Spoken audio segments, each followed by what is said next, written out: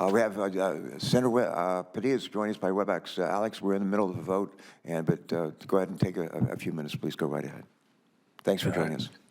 Well, thank you, Mr. Chairman. Thank you for the flexibility. As you know, I'm simultaneously in Judiciary Committee, so I appreciate the opportunity to join virtually.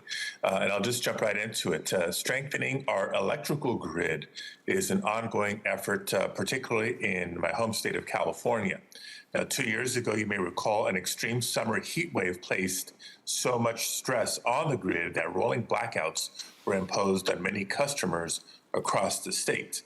Now, this September, triple-digit temperatures during an extreme heat dome event presented a similar challenge to the grid, with peak electricity demands reaching a new all-time high. This time, however, there were no rolling blackouts, and we have the hundreds of thousands of Californians who took voluntary steps to reduce their energy consumption to thank for that. We also have improved an energy storage system to thank. Between 2020 and this year's heat wave, California installed over 3,000 megawatts of new battery storage. And I'm proud to have led the effort to include $5 billion in the bipartisan infrastructure law to enhance the physical resilience of the electrical grid in response to extreme weather events and natural disasters.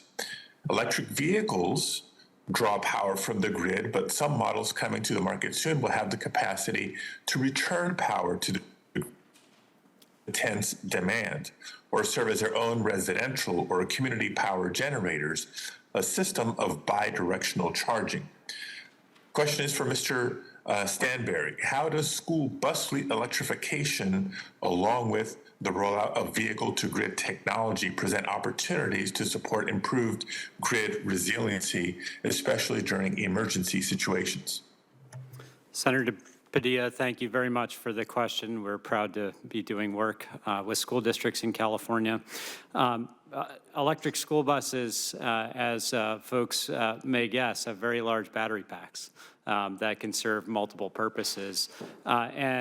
Since these buses have duty cycles or use patterns that leave them unused for much of the time, the batteries can be used to serve critical functions.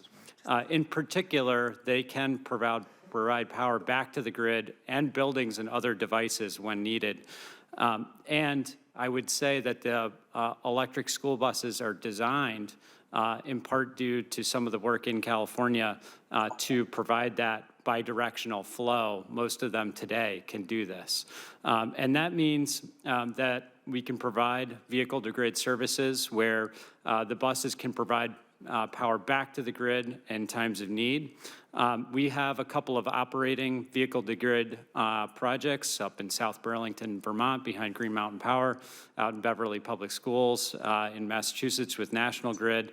And in fact, these very vehicles are being used to provide power during peak demand events. The other thing I would note, given the Senator's outline of extreme events and community response to extreme events, we are seeing an increased interest because the batteries of these buses can be used not only to flow power back to the grid, but also to buildings, in using these batteries in tandem with on-site solar generation in places like California to form a local microgrid that can use the schools, which of course are public buildings, as community resilience centers during times of natural disaster. Really, these bus batteries end up serving the purpose of a community resource. And Senator, if I may, I think that there's an additional benefit beyond the V2G side of beneficial use. And what we see is that EVs, whether it's the bus side or the light-duty vehicle side, have the ability to help flatten the belly of the duck curve as we see daytime utilization coinciding with peak solar generation in California and elsewhere. So there's a symbiosis there that can happen even just on the usage side of the equation. So, no, thank you for that addition, Mr. Chair. I know my time is short, but I'd like to ask just one more question. Go right ahead. Make it fairly brief, though. And it is related here. I think I speak for all of us when I say we applaud President Biden's critically important goal of deploying 500,000 electric vehicle charging stations by the year 2030. Would you say To say achieve that this again? You ambitious cut feat, out, Alex, you cut we out. clearly How many? You cut out when you said the number. 500,000. That's what I thought. I thought you said. Go ahead. Okay. So to achieve this, it's clear we're going to need strong public-private partnerships and maximize incentives for electric vehicle charging infrastructure.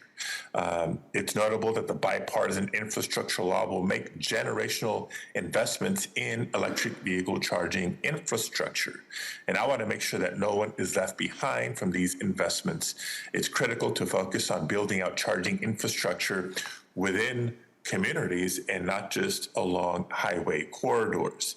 A 2021 UCLA study on electric vehicle charging found that residents of multifamily housing units largely rely on public charging infrastructure.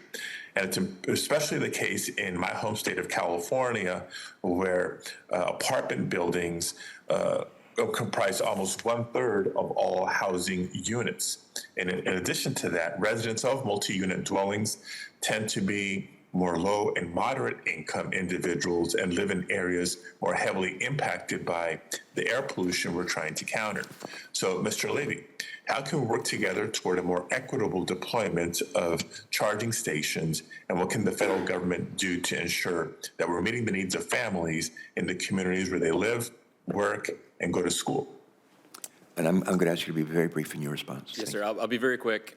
Essentially, there's a couple of different ways. One, we vehemently agree with you that FHWA should encourage states to move quickly from corridor to also supporting community charging projects, and can do that by setting the date that which the corridors are built out as the date of obligation of funds. Second of all, we would note that the work that Senator Carper, Senator Cardin, you, and others all did on IRA included the geo-targeting of 30C to look at lower percentage of income census tracts. And third, private companies like EVgo have a role to play here. And what we have done is incorporated the EPA's environmental justice screen tool into our proprietary siting analysis tool so that we can say, let's make sure that we are going to those disproportionately impacted communities, whether those chargers are going to be used by those very same residents that you mentioned may not have access to parking, or the rideshare drivers that start and end those trips in low to moderate income communities that are disproportionately burdened by PM 2.5 and other pollutants.